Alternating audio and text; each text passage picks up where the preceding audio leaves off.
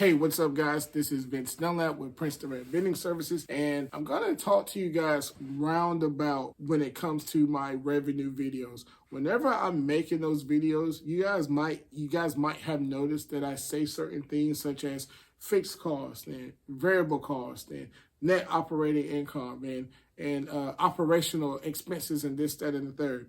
And I'll be the first to admit that I haven't been using those terms properly. And I've had a few people kind of like ask me like, hey, what the heck is this and what the heck is that? So what I'm going to do, I'm going to take this video to kind of like explain what some of those terms mean and how it is that I'm using them in these videos, okay?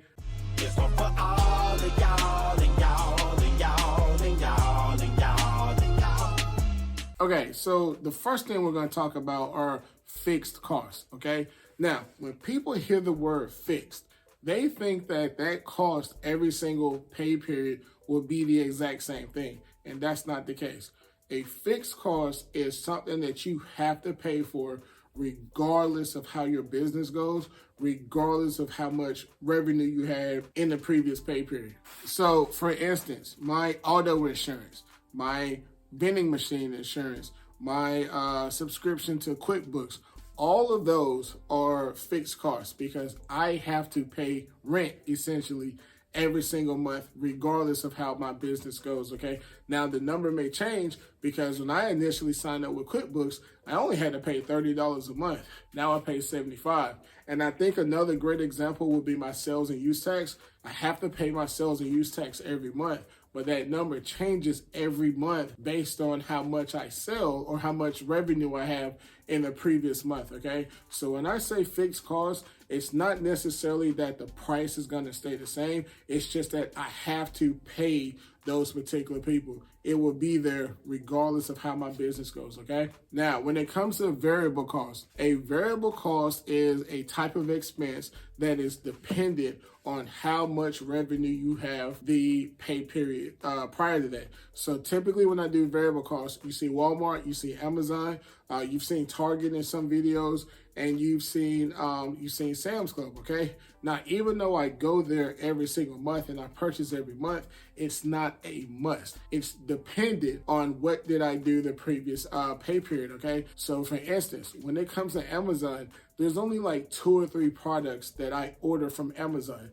Now, if it comes time for me to re-up and I have those products on hand already, then I don't have to buy any. But if I sold 10 of them in the previous pay period, then I have to go on Amazon and I buy 10. If I sold 20 in the previous pay period, then I go on Amazon and I buy 20. So when it comes to the variable costs, those are dependent on what I did in the previous pay period. Now also, you may have heard me say purchases as well as cost of goods sold.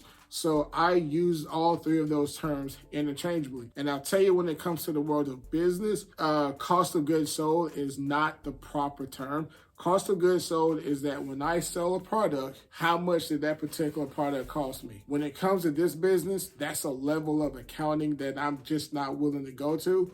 So, but I say it anyway because I basically went to the store and I paid for it. And even if I lose it, I don't sell it because it may have expired. I'm still just going to chalk it up as a cost of goods sold, even though it's a lost opportunity cost, okay? But if you hear me say variable costs, purchases, cost of goods sold, I'm basically talking about the stores where I get all my products from, okay? Okay, when it comes to operating and special costs, and there's another term, but I didn't bring my book with me. Basically, anything that doesn't fall under fixed costs or variable costs, I put under operating costs, okay?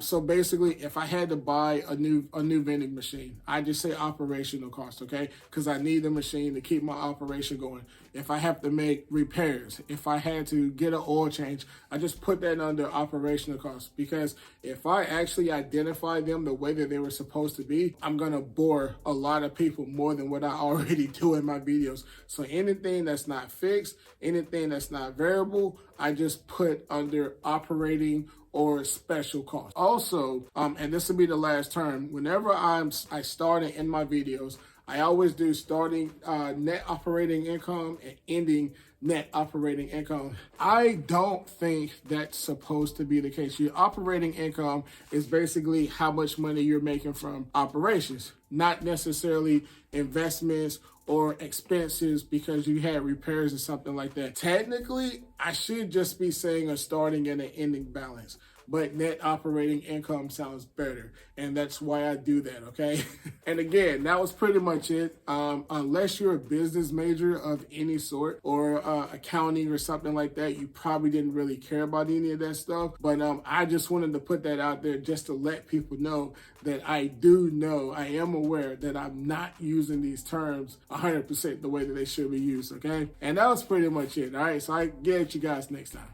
This one for all of y'all and y'all.